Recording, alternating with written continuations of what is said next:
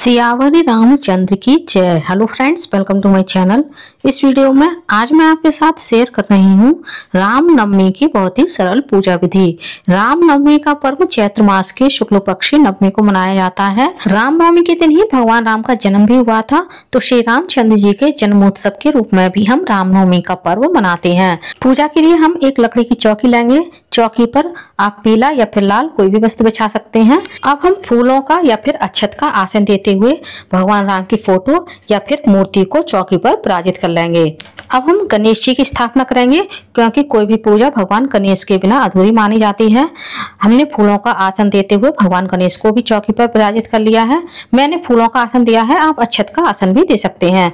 अब अक्षत का आसन देते हुए हम दीपक को भी चौकी पर विराजित कर लेंगे। अब हम एक जल का कलश भी भगवान के पास जल का भोग लगाने के लिए रख देंगे। अब हम गंगा जल का छींटा देते हुए सभी भगवान को भावपूर्ण स्नान करा देंगे। यदि आपके पास भगवान राम का विग्रह है तो आप पंचामृत से इस दिन भगवान राम का स्नान करा सकते हैं। सबसे पहले हम दीप प्रज्वलित करेंगे, क्योंकि दीपक ही हमारी पूजा का साक्षी होता है। उसके बाद हम भगवान गणेश का चंदन से कुमकुम से अच्छे से तिलक करेंगे और साथ ही हम भगवान राम का भी चंदन से तिलक कर देंगे।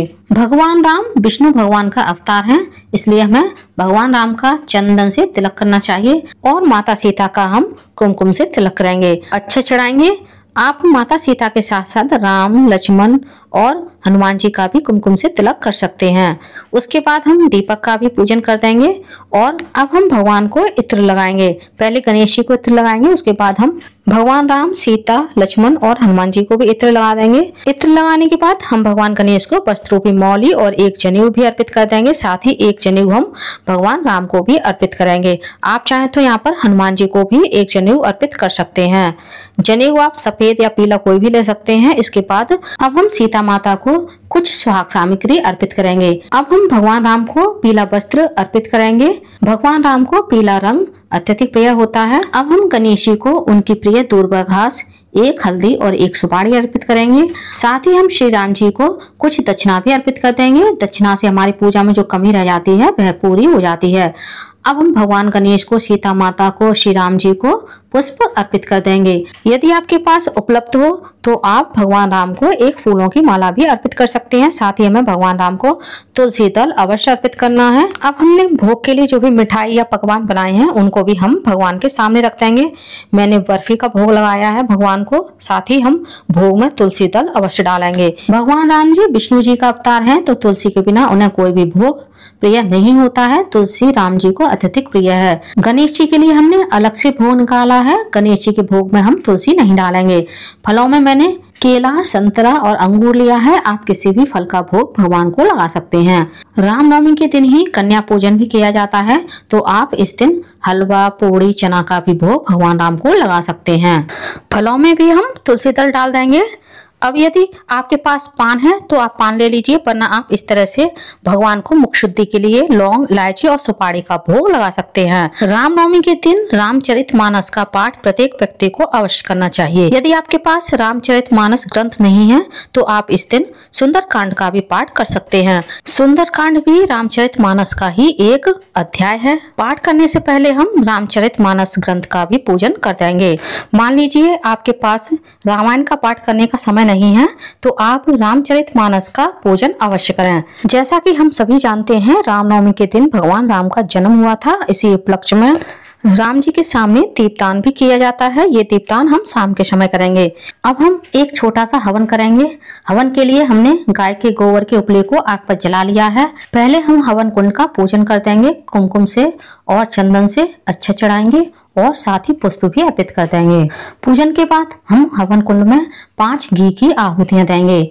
सबसे पहली आहुति हम भगवान गणेश के नाम से देंगे। गौरी माता के नाम से एक आहुति देंगे। एक आहुति हम अपने इष्ट देव के नाम से देंगे और एक आहुति अपने कुलदेवी और कुलदेवता के नाम से दी जाती है। इस तरह से 5 आहुतियां घी की पहले दी जाती है। उसके बाद हम हवन कुंड में हवन सामग्री से भगवान राम के नाम से हवन करेंगे।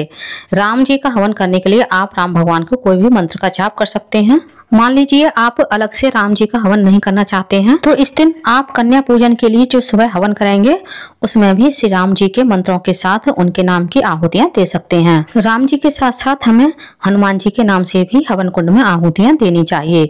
अब हम लौंग इलायची का भोग भी भगवान को अर्पित करेंगे, क्योंकि अग्नि के द्वारा ही भगवान हमारे भोग को स्वीकार करते हैं।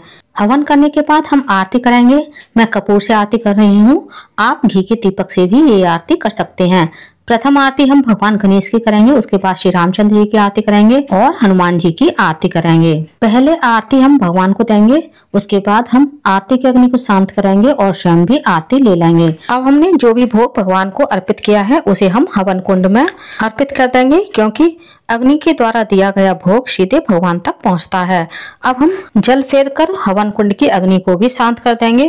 पहले आरती हम स्वयं लेंगे और परिवार के सभी सदस्यों को आरती देंगे। अब हम शाम के समय जो दीपदान के लिए दीपक रखे थे उनसे आरती करेंगे। ये दीपक मैंने मिट्टी के लिए हैं, आप आटा से भी ये दीपक बना सकते हैं या फिर किसी धातु के दीपक से भी आप यह दीपदान कर सकते हैं।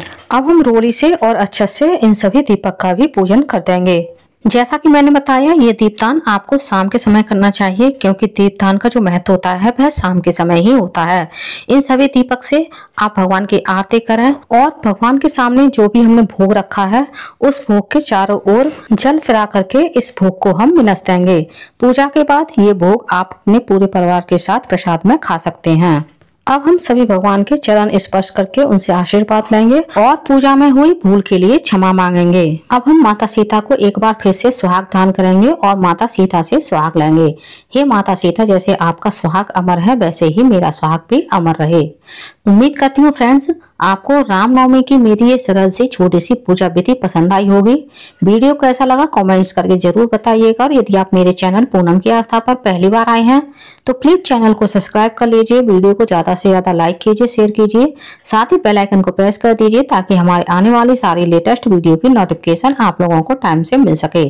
कॉमेंट्स बॉक्स में जय श्री राम जरूर लिखिएगा। धन्यवाद फ्रेंड्स। जय श्री राम, सीताराम।